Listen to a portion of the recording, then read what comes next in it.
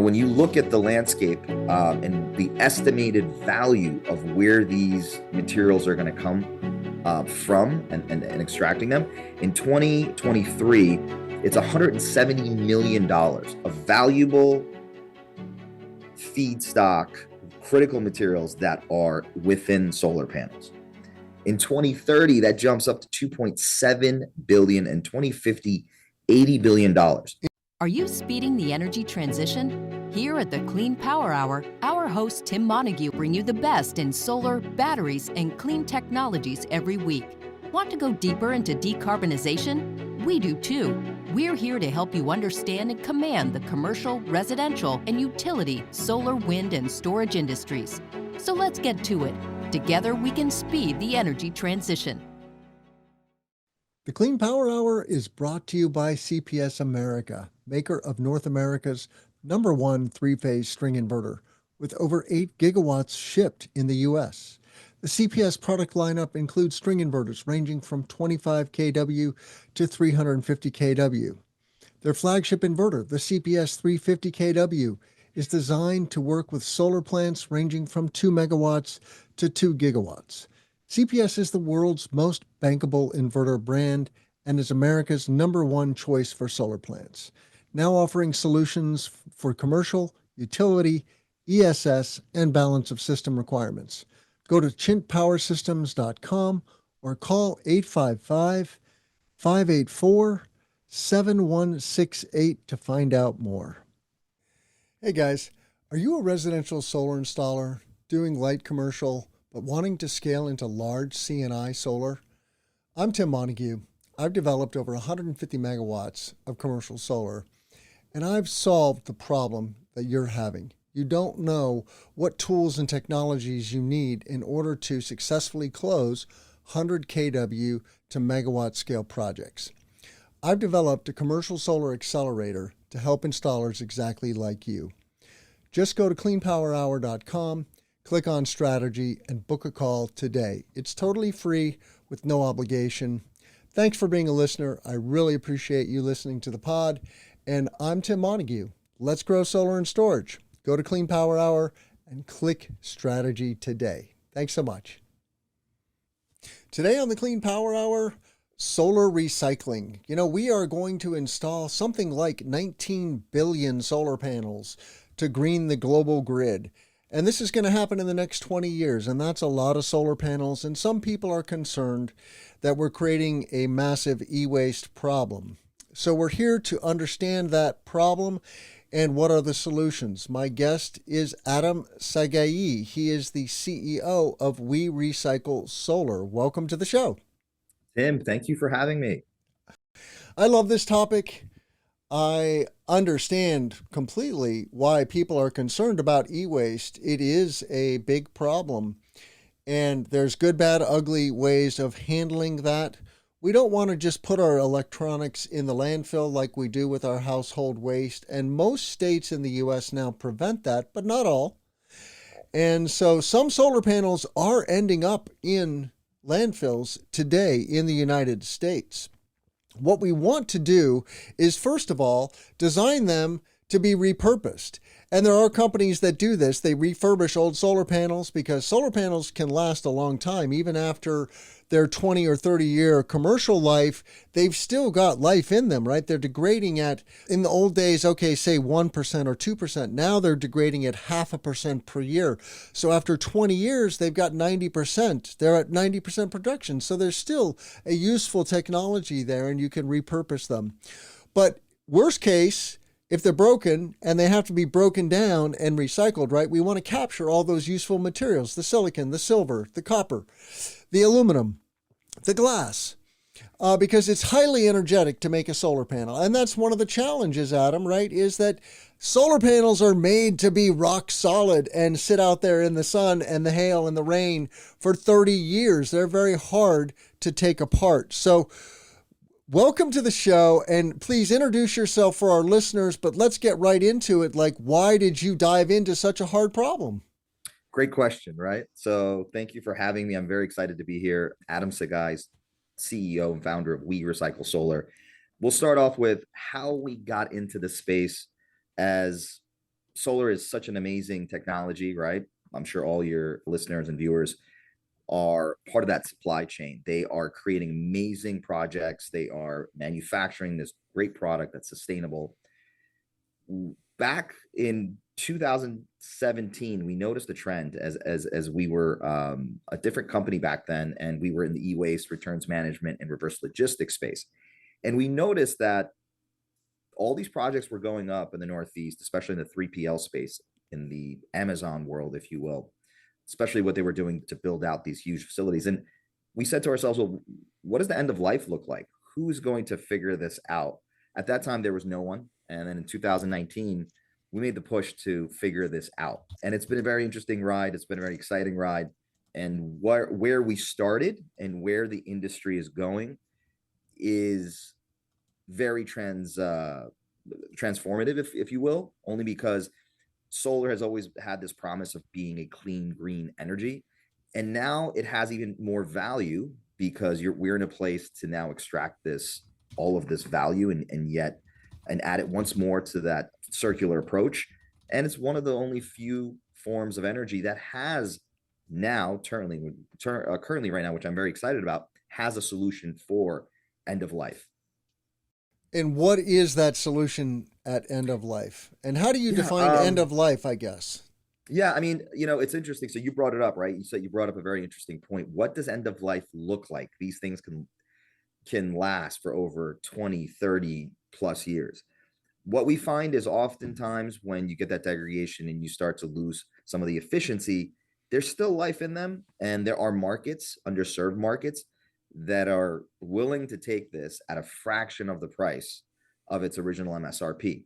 So there's value there. The other value comes from back to the critical material conversation, or how we can extract value back.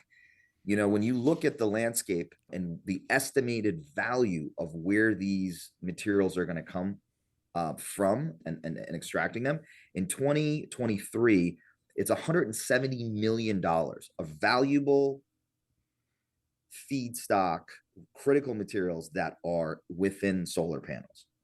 In 2030, that jumps up to 2.7 billion, and 2050, $80 billion. In used solar panels, you mean? Yes. And all of the installations throughout the US, there's this much value encapsulated in this asset. So the question is, as we look at what happens with the ones that we can't refurbish, right? Because we love doing that's at the forefront. How do you build value? Resell, remarketing, and refurbishment is the first leg of it, right?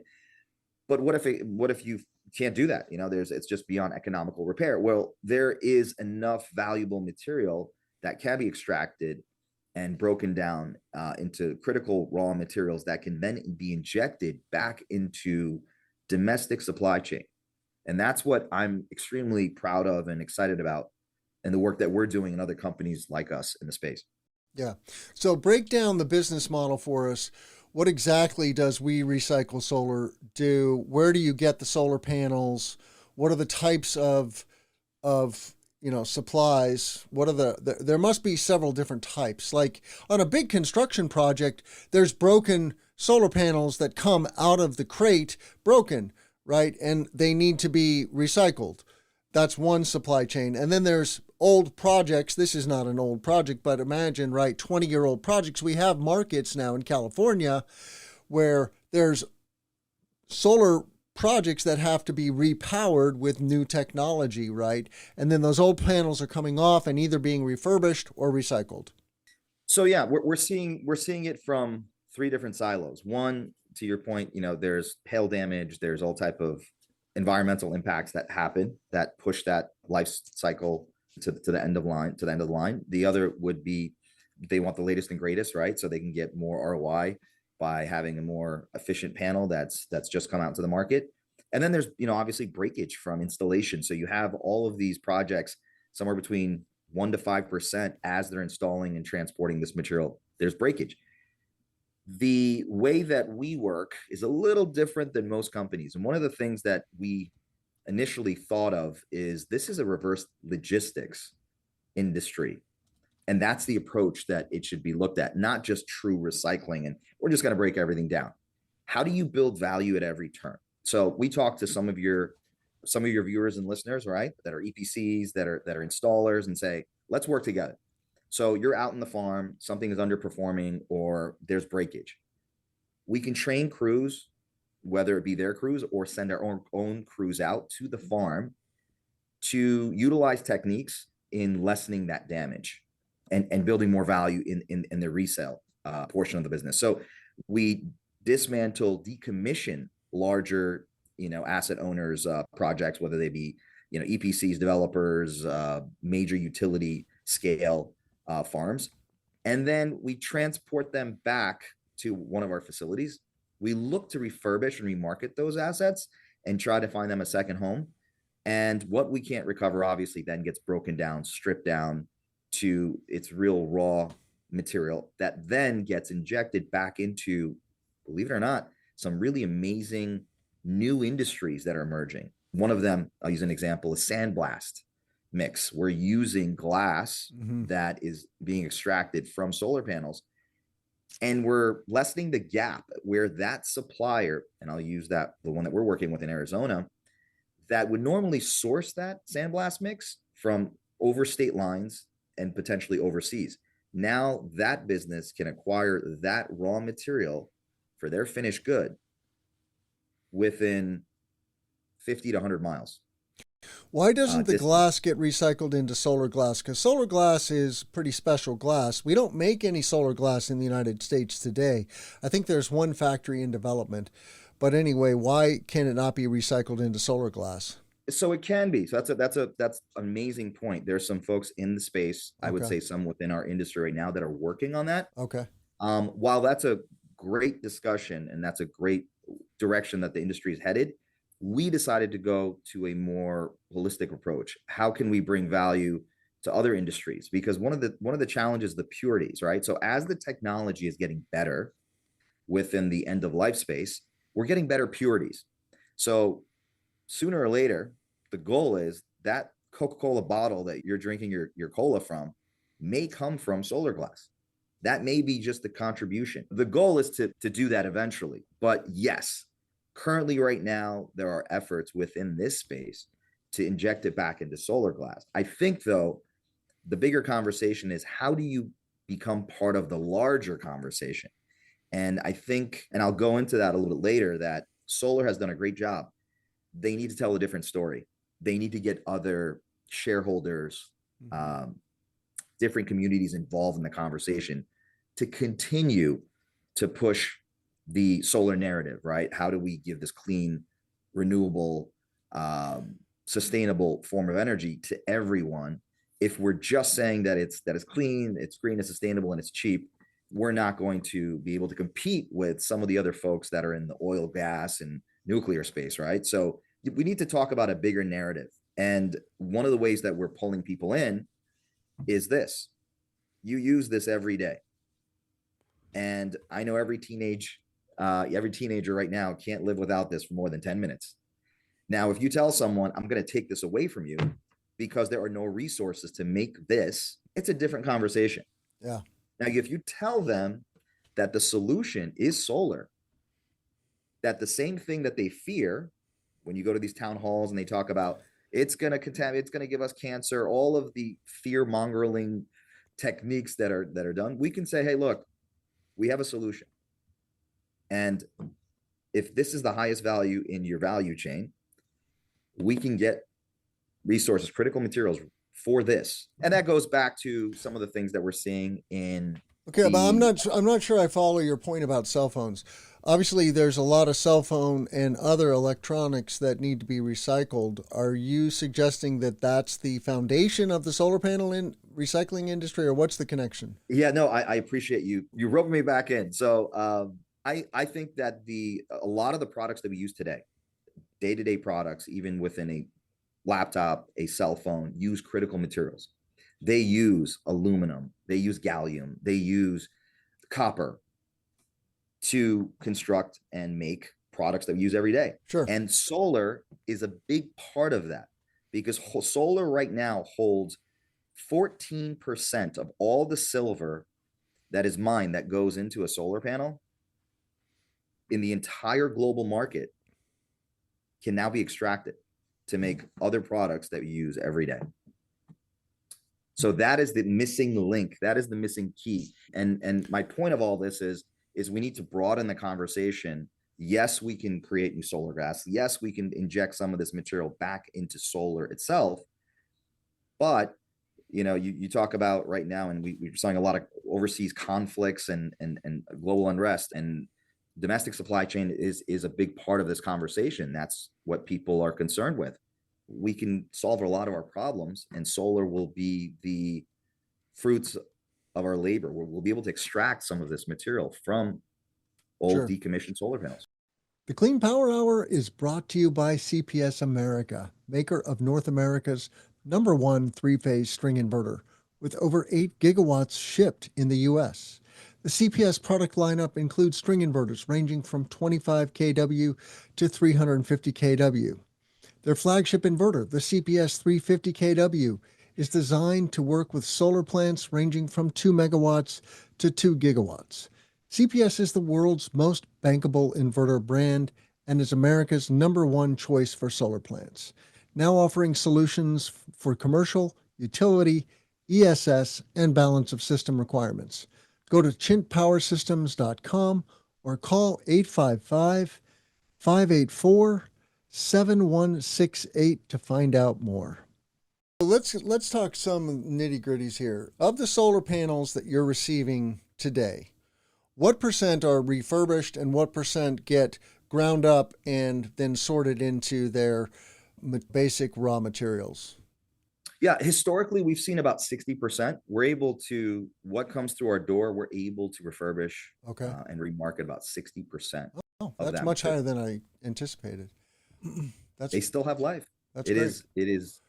And then let's talk about some of the other raw materials that you're sorting.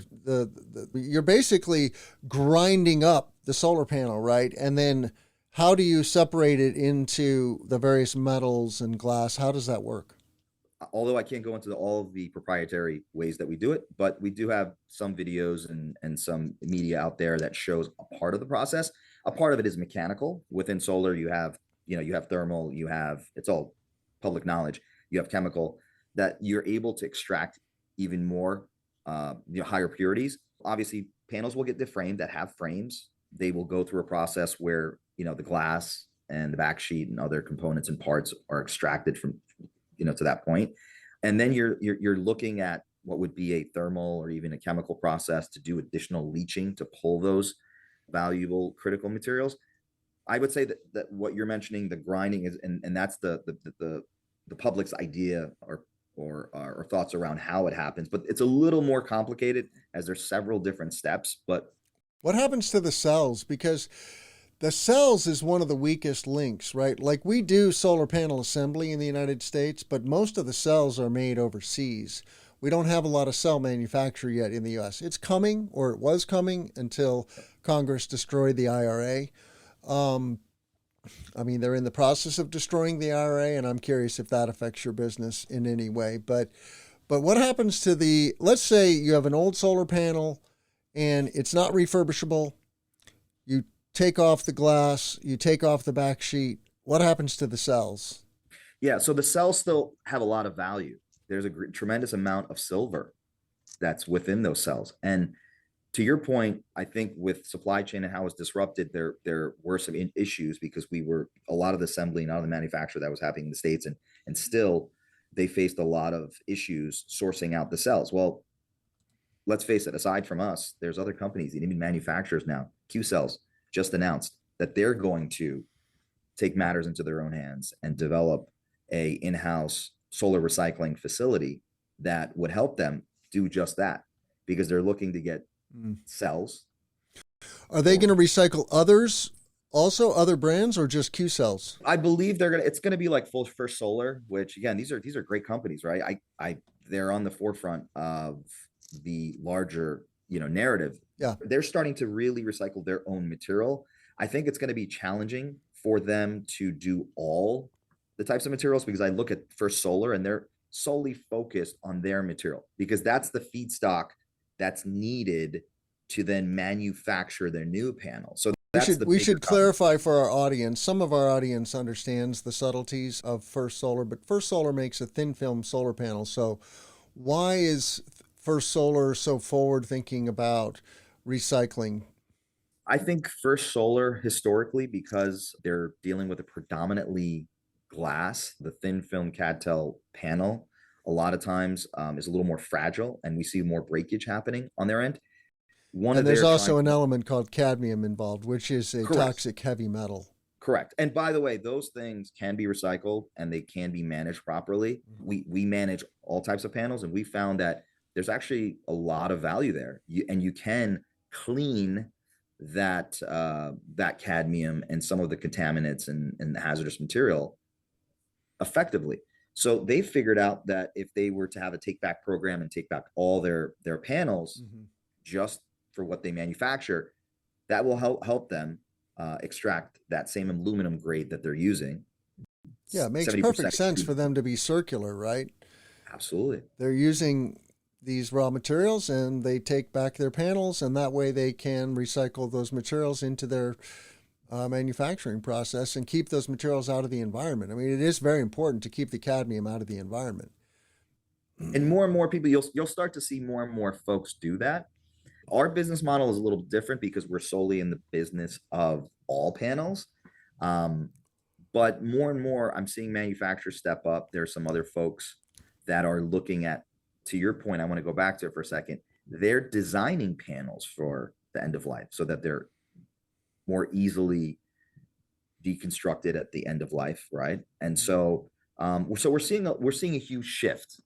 A lot of these folks that are on the front end of the business, manufacturing, developing projects, saying, well, we need to do a better job selling this technology. We need to be able to make it circular, because when we go into these town halls, we're getting the folks that are very resistant. And so as I mentioned before, I'm very excited about the fact that you have manufacturers that are stepping up. You have companies like us going and building value at every part of the chain, and now taking even hazardous material and saying, hey, we can clean this and we can get this back in the supply chain to be reutilized. All right, so yeah, I mean, this still seems like a big black box, I think, and I hope that you can shed a little more light on this, for our listeners and for prosumers, because this comes up in hearings about solar projects. Consumers think solar panels contaminate the land. It's a complete misnomer. Solar panels are hermetically sealed to be waterproof, right? There's nothing leaking out of normal functioning solar cells. Now, if the solar panel is cracked, it is conceivable that some material would leak out. It would be very slow if it did leak out. I don't think any of these materials are necessarily soluble in water, for example. But once you grind up a solar panel, you've got dust of all flavors, right, that's potentially flying around. And yeah, just break it down for us. What happens to these materials? You mentioned the sandblast sand. Okay, the glass is getting recycled into sandblast sand. That sounds good. I mean, sand can be in short supply. Sand comes in all flavors, and some of it is highly valuable. We mine sand from the Great Lakes region, okay, here in the Midwest. Like entire dune regions get destroyed because they're mining the sand for industrial processes.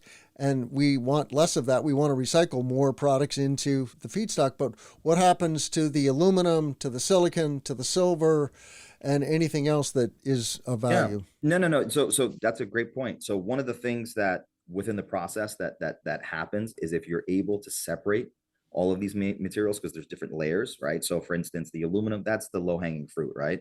Aluminum, when you strip off the frames of a panel, 70% extruded aluminum. There are several industries and smelters that will take that and create different products. And one of them will be newer frames for solar panels. When you talk about the silicon, a lot of the material that we extract there, very similar to your sneakers or that EVA, that material that we extract there comes, yoga mats, sneakers. They can be extracted to be sent off to a facility that creates these new products, just like those yoga mats, right? And so The there's silicon metal material. can't be recycled into other electronics? So that material, as you have to take some of the metals out, right? So because there's Sure. still some metals within those cells. As we take out some of the silver, the silicon itself can be used in manufacturing for chips and other microprocessors because there's still value there, Hmm. and it's being sold at the raw state. What is happening as the industry is moving forward is they're able to refine that to even higher grades that will be injected into other spaces. But currently today, I don't believe, and I do believe in the next 2 to 3 years, the industry will be able to do this to refine that clean enough to then inject back into the solar space, but it's just not there yet. So we're utilizing a less pure mixture, if you will, to get it to other processors that will get it injected into microprocessors for Sure. other industries. So we will get there from the solar front. Hmm. It just won't happen today Yeah. because the technology is still evolving, but it doesn't go to waste. So in other words, it doesn't go to waste. It's all being captured. Yeah. In the decommissioning, let's talk about decommissioning. I'm curious. Let's just take a scenario that we're talking about aged solar projects. This is rooftop and ground mount solar projects that are 20 years old, and they're going to be repowered. So you're tearing off the old solar panels. What does it cost the asset owner to do this? Because it sounds like what you're doing is pretty highly energetic. It's got to cost money, but obviously you're also selling products from the process. So use solar panels in. What does a developer or an asset owner have to pay you to take those materials? And then you're obviously injecting some process value, so to speak, and then squirting out raw materials. I'm trying to understand the math and the economics of this industry. Like, why do you exist? And are those economics really working right now? So yes, and they're working out beautifully because again, recycling is not free. There's a cost to it. So to physically decommission a site, that's a service that we provide and we charge for that service. The other part of it is that we're able to either incentivize the asset owner to reduce their recycling costs by reclaiming resale value, refurbishing and reselling and remarketing that material. So we do on the back end receive or are able to resell the reuse material. And even on the worst case scenario, the recycling, we're able to sell the raw commodities that we break down. Everything has a price: aluminum, glass, Yeah. all of them.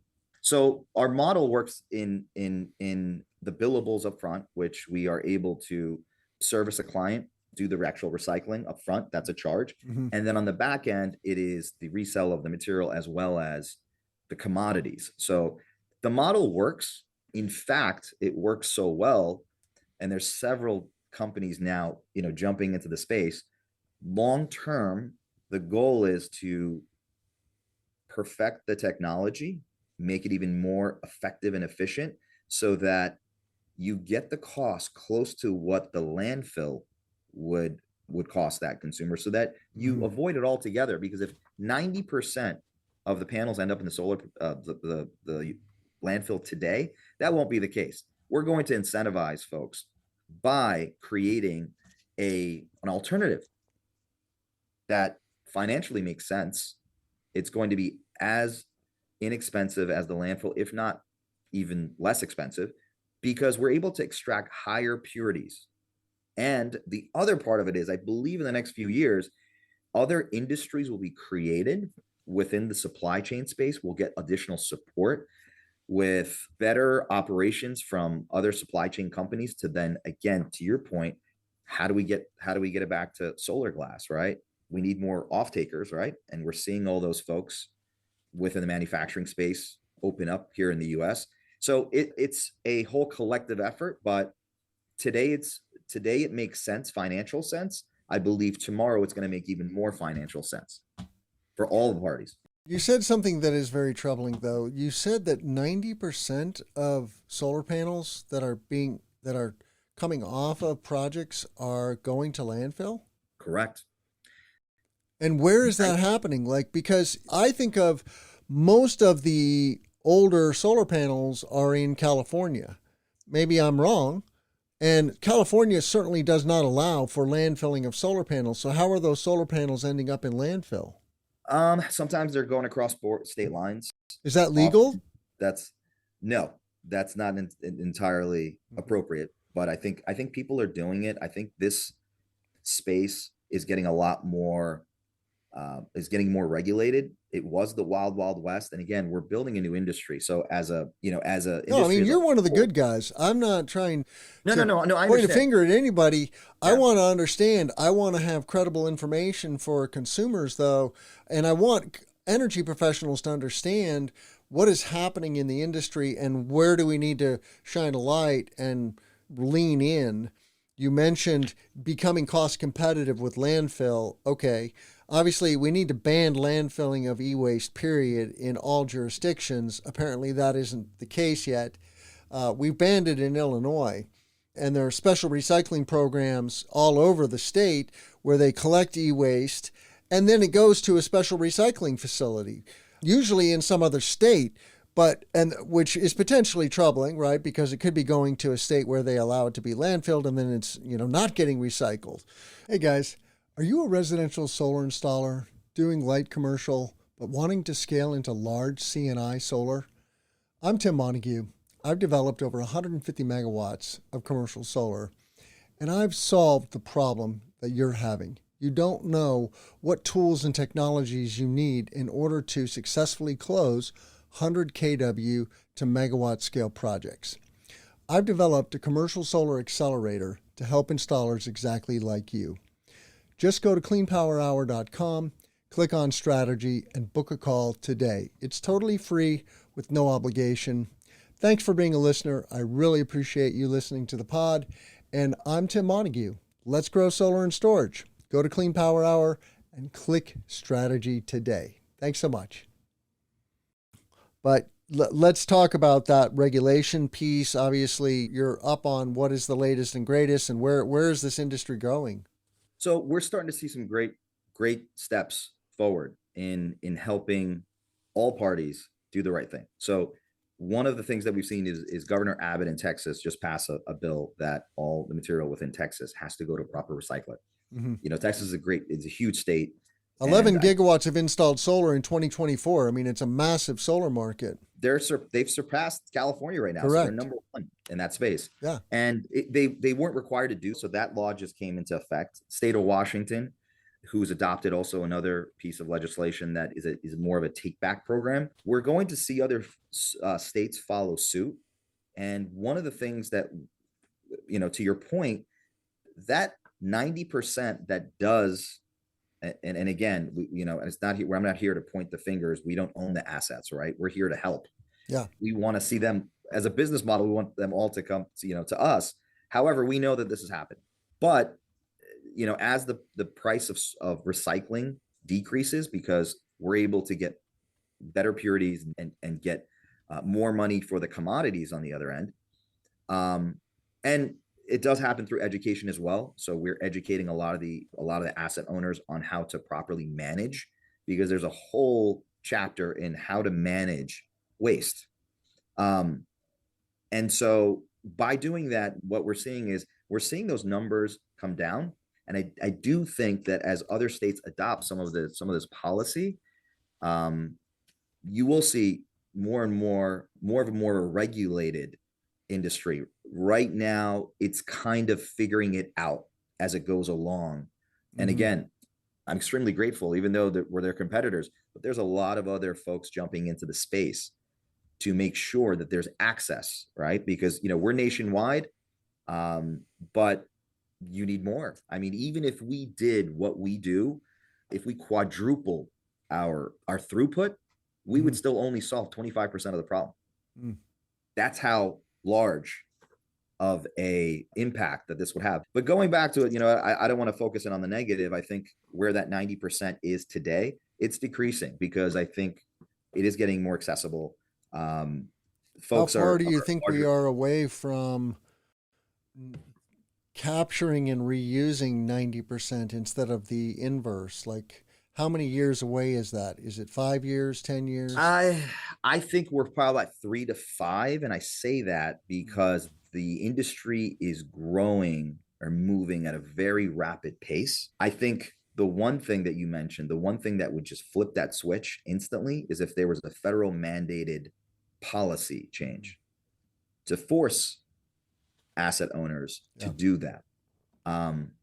And that's not in place right now. There's a few states that have adopted, Hawaii, California, with some of the regulations that they put into place, as well as Texas, as I mentioned, and a take back program in Washington State. So it's coming. I think what we're trying to do, although we love that idea of policy kicking in, I see more of it of how do we build additional value. We need to bring the cost down. We need to be able to get a better finished product to our off takers that are taking this material. And then we need to create, with our help, as well as other folks that are much smarter than I am, to develop new industries to be able to utilize this material in local markets. And so there's a lot happening, and there's a lot more that we can do as a community, but I do see us going in the right direction. But that federal policy would make it happen like this. All right. Well, unfortunately, we're out of time. Adam, I really appreciate your time and knowledge. And reach out to me if you are a solar installer looking for better information about recycling. Check out all of our content at cleanpowerhour.com. Please give us a rating and a review on Apple or Spotify. Follow us on YouTube and connect with me on LinkedIn. I love hearing from my listeners. Adam Saghei, how can our listeners find you? Sure. LinkedIn or werecyclesolar.com. And I really appreciate you bringing this subject to light. And more importantly, all of your listeners and viewers that have access to this type of material. Before you just write it off as waste, find out if you can get paid for it first. Indeed. All right. Thank you, Adam Saghei with We Recycle Solar. With that, I'll say, let's grow solar and storage. Take care. Thank you. The Clean Power Hour is brought to you by CPS America, maker of North America's #1 three-phase string inverter, with over 8 gigawatts shipped in the U.S. The CPS product lineup includes string inverters ranging from 25 kW to 350 kW. Their flagship inverter, the CPS 350 kW, is designed to work with solar plants ranging from 2 megawatts to 2 gigawatts. CPS is the world's most bankable inverter brand and is America's #1 choice for solar plants, now offering solutions for commercial, utility, ESS, and balance of system requirements. Go to chintpowersystems.com or call 855-584-7168 to find out more.